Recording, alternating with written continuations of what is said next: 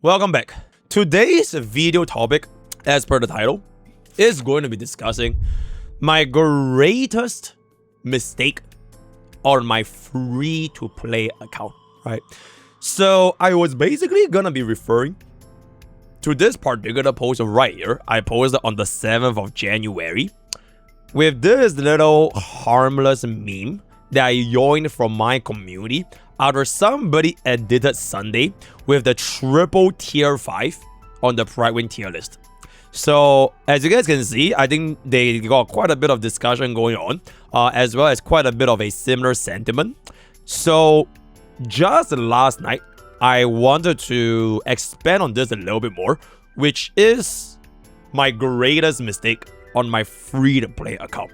And that is going to be seen from this particular post right here, right? So while this post is definitely like, okay, Sunday is clearly not tier 5, right? He is really not tier 5. He is usable. But out of every single unit that I have done on my free-to-play account, I would say that pretty much every single one of them have served a value. And Sunday is the one that served the least amount. Not saying that he has a no value, no purpose, whatever, but compared to like the lifespan in which I have spent my pools, my premium currency as a free to play, to like the times I actually use him, Sunday is definitively pretty much one of the lowest, which by that definition would then equate to bro having the least pool value at the time of me relative to everyone else. If you guys want to check out the worst pool value opinion from Sarah the Lake, I think we posted that like a couple of days back. You can check out that video as to like the definition of like pool value. And at the end of the day, I feel that pool value is always going to be a little bit more subjective. Because, for example, if my account was a Finon main, or if my account was an Aglaya main, Sunday would definitely hold a lot more compared to what I'm going to be building up as of this current moment. So, unit to unit is all going to be different a little bit here and there, right? But the main reason why I want to talk about this today is because all the pools that I have done on this free-to-play account, they have their different values at the time of me pulling for them. So, for example, I think a lot of people probably think that D Herda is fucking useless. That's why she's a potential woman, and she got power grab by her Nexa, and she does nothing. She can't even do in pure vision and everything. And okay, but the reason why I want to bring up, like, for example, Herda and Nexa, both of them on my free-to-play account is gonna be at E0 S0, right? So I have not made any vertical investments for them for a very, very long time, ever since I put for them in the first place. So you guys can just kind of take a look at this over here. So this is like my D Herda that I've had since day one, right? This is the first ever limited banner unit that I have put on this free-to-play account ever. I have not gotten her a signature Lycone. Her gears are honestly not that crazy. I would say it's pretty okay, 88% crit to 100 crit damage. So it is not the best, but definitely not the worst. And I have pretty much been using this Herda alongside with, in this case, Tribi and Nexa to get all of our endgame content clear for the past 1 year, right? Sometimes I would take out Herda for example, like if I want to run a hyper carry Anexa specifically with Sunday, I could. But for most of the time when I put Herda relative to basically 6th of Jan or whenever her banner was going to be, she gave me a lot of value for my account. Because this free-to-play account's creation at the early to mid game, we had nothing except for this E0 S0 Herda. So, although she might not be the best DPS compared to, let's just say, our Remembrance flagship, she might not be the fastest clear in terms of like performance, she has always held her ground. D Herda has always held her ground. No matter what happens, there hasn't really been a time where I was like, okay, D Herda was just ruining my endgame progression for this free-play account. She, not the best, but always pulled through nonetheless. And at the end of the day, for someone that doesn't even have like her signature Lycone, neither does she have the signature Lycone for her Nexa. The only one having is gonna be the intentional E1 S0 Tribute which we have committed. I would say that this value is honestly really, really high, right? Despite what everyone has been saying about whether she's gonna be a potential woman or not gonna be a potential woman. So going back to this topic over here, right? Why I would say Sunday has the least pool value for my free-to-play account is because I didn't pull Sunday in 2.7. I didn't pull Sunday with the intention of bringing up Jingyuan or bringing up Aglaya. The day that I pulled for Sunday, for this particular account over here, is during his rerun where we were essentially trying to go for a third team. So if you want to take a look into my anomaly arbitration right here, right? This is the team that we have used for, I think, all of our anomaly arbitration clears. Now, none of my triple knights have ever gotten a consistent 3-star clear, ever. Because my one team is so much stronger, and I don't really have a consolidated third team for a very long time now, right? And I would say, frankly speaking, I don't think it would have mattered that deep to the point where you can see over here, I'm legit running a Nexa Ting Yun Sunday. Alright, and then for this team over here, it's gonna be My Day 3B Cyrene. I split up Cyrene from my Remembrance flagship because this flagship by itself, even without Cyrene, is completely functionable, right? It's still really good, 0 cycle, so I can pivot Cyrene to someone else that could use it even more, right? So my point is basically this. Sunday's value to my account, my free-to-play account, for whatever we have, which is can be seen right here, we basically have a roster of the Remembrance flagship. We got ourselves a D Herda, our Anexa, and then we have a Mighty from that lucky tempo that we did because of a bugger player, right? It is what it is. And we have the E1 Tribi, right? All these other units that I have, which is gonna be the blade that we lost 50-52, right? The Japart, right, from the Bronya, as well as our level 1 archer, I don't really use them, and neither have I felt the need to actually use them at the end of the day. So beyond the 3-team content in anomaly arbitration, which frankly speaking doesn't really matter because it is only just for your flex, right? It is only just for the border. There's no strategies. So even if I don't get 3-team endgame content by this month or the last month, it really is just not that deep. Whereas on the other hand, I have committed into Sunday, which is, I believe we spent around 120 or 130 pools to get both him as well as his S1. Which I think honestly is quite steep. Because this is essentially an opportunity cost that I could have just been patient. And even if I don't clear anomaly, right? Even if I don't clear anomaly, I could have then made it such that these pools over here would be then in turn invested into the team that I could try to make up in version 4.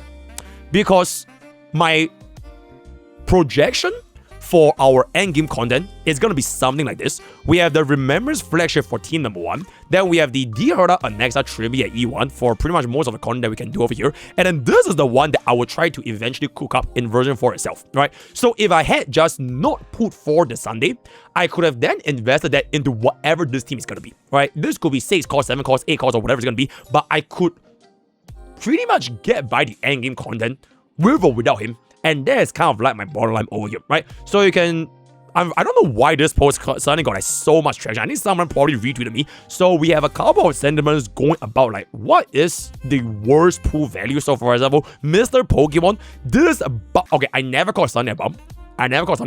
This bum character somehow found a way to 0 of my teams across every single game mode after putting him E0 as 1.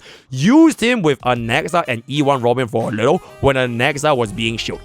Easily my free-to-play's biggest regret pool as well. We live and we learn, I guess, right? So we have another example. Someone who skipped the meta and shield characters but still tried to get all stars on the night. There were actual rewards for doing that. Sunday has been invaluable for getting 9 stars since Anomaly Arbitration's debut, right? We don't talk about, bro. As much as I like Sunday and he helps my Phynon team, the reason I put him E1 as well was for Castris. And honestly, imagine how I feel when I found that he doesn't work with Castris. As a, I don't know what's PTP. These two are my main team, Herda, Prime, and Cyrene. Okay, then I will go for the Elation flagship soon. Hopefully, I win my 50-50s on each banner. So you can kind of just take a look and do this kind of thing slowly yourself. But my bottom line is going to be this right here, which is why this is potentially one of my worst free-to-play mistakes. But even if Sunday was, is, and will forever be my worst free-to-play mistake so far, it actually doesn't matter. There's the point. There's the point I'm trying to make here.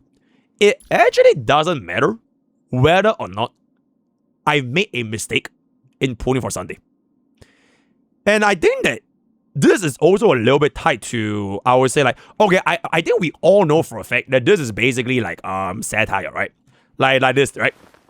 Warning, there is currently a bug on live servers where blah blah blah. Do not pull for this because you will get a global passive debuff called Lingsha on your account. And I think we all know this is basically satire.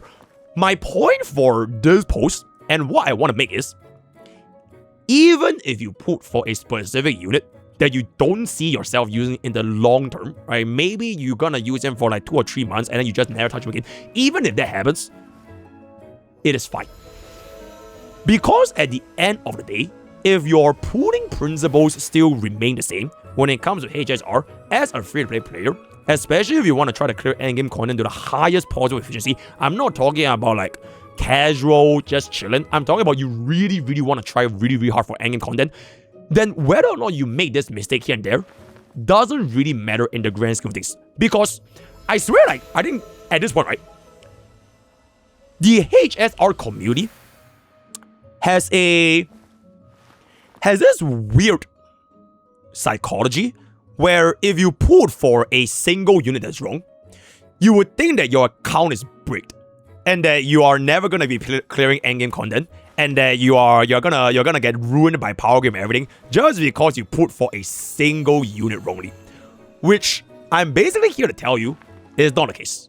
Even if you did pull for a unit wrong, the underlying principle as to why players' account are probably bricked, aside from those that don't really play the game, is that I can see people complaining about, okay, let's just say for example, right? They pull for an E0 S0 Jiao Qiu.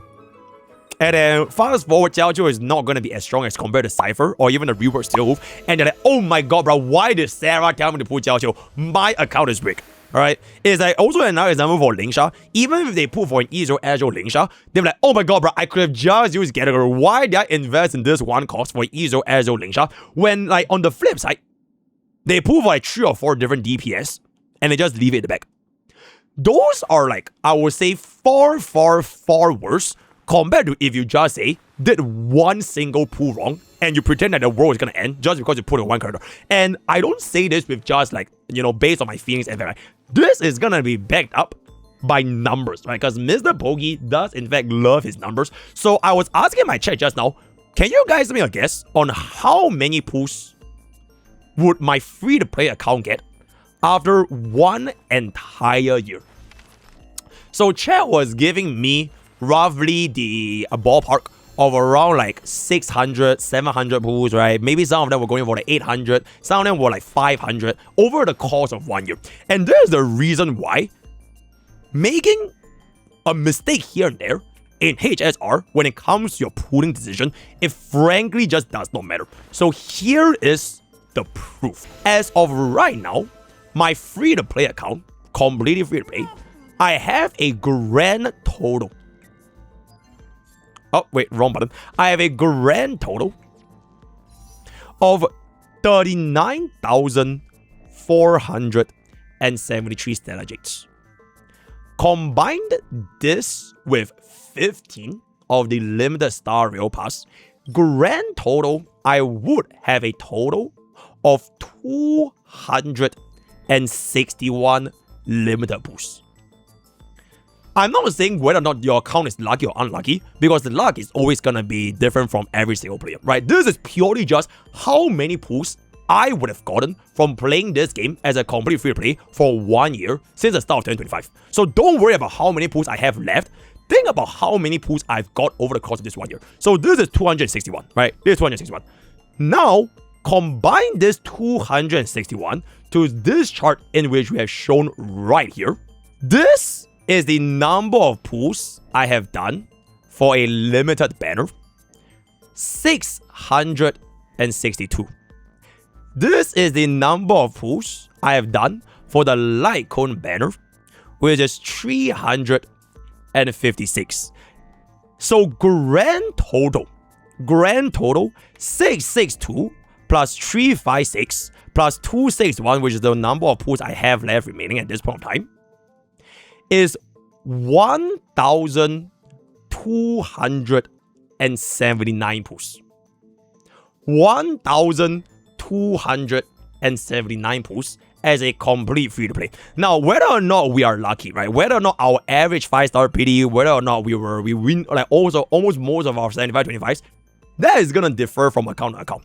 because you can't really play luck, right? Luck is gonna be different from every single gacha account. But the bottom line is basically, from 1 year of this as an initial income, this is a 1,279 pools as of right now. And I have not exchanged for this as a complete free-to-play. Complete free-to-play. So, even if we were to, let's just say, right, if I take away my initial income that I've gotten from like your newbie rewards, right? So, whether or not you have like the first clears for the story, the first clears when you just time to the game, let's just say like 200 to 300 pools that the game just gives you as a new player, I would say that within this 1 year of Amphorius, between the lucky and the unlucky gacha players, you would have around 1,000 summons. 1,000 summons in 1 year. As a free-to-play, no monthly pass, no battle pass, nothing. So, my point is basically, in the grand scheme of things, right? In the grand scheme of things, I know a lot of you are probably upset that, oh my god, how can this free-to-play account have so many pools? Number one, obviously, we are lucky, right? This account, I'm not even going to try denying. Bob is literally handpicked by Da Wei himself to ruin the relatability to the player. And I really wish that it wasn't this case. I really, really wish that Bob was like way more relatable in terms of gacha. I can't control this shit, right? I simply just can't. And this is after I put for an Edu Castrus and I didn't even activate it, right? But the thing that we can know for a fact is that essentially in this 1 year of Amphorius, we have around 1,000 summons. So worst come to worst, if you were to make a mistake here and there, and you really make like heartbeat this kind of stuff, right? It wouldn't lead to the desecration of your entire account, because going forward, you can always come back. As long as your fundamental principle, pulling in HSR, is gonna remain a constant throughout. So what I mean by remain a constant throughout, at least in my personal opinion, which is like the free-to-play thing, it is, I really don't think that free-to-plays should be experimenting with so many different DPS archetypes, because what's gonna happen is you will be incentivized to like feel the pressure for pulling for all of these DPS vertical supports. Right? So like for example, my Bob, right? Because Bob skipped DOT, right? He didn't even claim the runway, right? He didn't even claim this. I have no incentive to pull for Dahlia. I have no incentive to pull for Finon and Servija. I have no incentive to pull for any DOTs. I didn't start with Aircon and Facial. So a lot of these other different units, Bob doesn't really have as much pressure to keep getting their verticals, because I only care about this one team in version 3. I only care about that single Remembrance flagship. So going forward into version 4, I will also just care about that one team comp for the most part, and that is not going to be a flagship, which is going to be a topic for another video. So I hope that I really, really hope, I'm praying that by version 4, Bob's luck can balance out. Because I am a firm believer in the law of large numbers, right? In the law of large numbers, at the end of the day, no matter what allows you to be lucky, that luck will eventually have to come down. Alright, all of these luck that Bob has in the version 3, the entirety of this 1 year of 2025, I hope that it will eventually balance out by 2026, and it will slowly come back down to an average level. Because that's literally how probabilities work, right? Law of large numbers. So that is pretty much just my 2 cents on my worst mistake I made on the free-to-play account, and why it frankly just doesn't matter that much. I will now be taking any questions and comments from the angry chatters, because Bob is one of the most relatable free-to-play account, right? Questions. Bob doesn't concern himself with 50-50s. Yeah, Bob is basically playing Wandering Base, where every single character is basically 100% rate up. You're absolutely right. Really mad. Really mad. KO Bob. KO Bob proceeds to get E2 and wins all 50-50. Please, Bob, lose all 50-50 in version 4. Is Bob skipping the anniversary? If the anniversary unit is a flagship, yes, Bob will skip the anniversary unit. He will. Just pull for the meta emotion, it'll be fine for endgame. Yeah, and that's the thing that I'm trying to prove. You don't have to. You don't have to keep pulling for the most meta, the most flagship team, because I think HSR as a game is not that restrictive. Because if that is the case, then nobody will be playing any of the other DPSs in version 3. And that is Bob's objective going to version 4. Can we, as a free-to-play account, still clear the content without running flagships? Right? So that is gonna... How do you tell what is flagship? I think it's pretty obvious. I would say it's pretty obvious. So like for example, if we're going to be going to version 4, right? Something tells me it's probably going to have to do something with elation. Alright? And out of all those different elation DPS, I'm guessing one of those elation DPS is gonna have a way more of not just like story screen time, but like marketing budget. How much do they put for like the special summoning animations, right? Even in like generally you can see like social media, there is that one unit that is way more popular than the others. I think the perfect example is, for example, Super Break. Between Firefly, Rabbi, and Boolio, I think it's pretty obvious to say which one has like the highest number of like eyes out of all those three, right? So they're gonna be that surely we have a glow pet. Bruh, I've never won a 50-50 in Wilding Waves. Oh no. I hope they put Ramen in standard because of the quality of life of doing Ramen DUs too. Can Bob survive version 4 without Edu Cancers? That is a topic in the future. Are you not concerned that the backlog and non-flagship will break Bob's account? Okay, that is a great question. I think it will be okay because people need to be a little bit more realistic with their expectations, because frankly speaking, this Remembrance flagship team that Bob has is very, very high cost. It's 8 costs. But because we have a 8 cost flagship, we are not just clearing endgame content. We are destroying endgame content. We are doing like 0-1 cycles in pretty much almost every single team, in every single endgame rotation, and we run this team in anomaly arbitration for 3 stars in the gold cycle for the king, and it doesn't even matter, right? So worst come to worst, I do not have the flagship, and I do not have the same level of vertical investment because I lose all my 50-50s, I still think it is gonna be fine when it comes to clearing endgame content. Because as a free-to-play, my job is not come here and do 0 cycles, right? As fun as that would be, it is part of the challenge. My job is to try to make sure that this account can still keep up with the times while not going for all these kind of like absolute rank 1 meta kind of things. So that's what I think. I mean, I could be wrong. It's like if I don't pull for a flagship and I only get like 3 or 4 costs into the non-flagship team, I will struggle. But that's kind of like the process of running Bob in the first place, right? You are, as the free-to-play to put it, right? You are supposed to struggle as a free-to-play. You are supposed to lose your 50-50s. You are supposed to basically clear endgame content in like 7, 8, 9 cycles. You are not supposed to breeze past endgame content as a free-to-play player. And that is probably what might happen to Bob if he goes for, on top of not the flagship, as well as losing all 50-50s. Because that's what free-to-plays are supposed to do. And so far in 2025, Bob's free-to-play account has not really been doing that. Because of number one, the decision to go for a flagship, which turns out it is, absolutely the right play in terms of like meta and like the easiest way of clearing. And number two, we are just incredibly lucky. So that is just pretty much not our streamer. Oh, absolutely, because I'm the greatest hater. The greatest unrelatable Honkai star rail player that has ever lived. So I think we are pretty much gonna come to the end of this whole discussion. My worst mistake on my free-to-play account and why it does not matter. Let me know what you guys think in the comments below. Word of the day is going to be Bum Day. Join Twitch, join Discord, join to use code POKE for 10% gamer subs. All the best of culture boosts. See you guys next time. Bye. Oh, this is not financial advice. This is not financial. Please do not go all in for a gacha, right? This is not financial.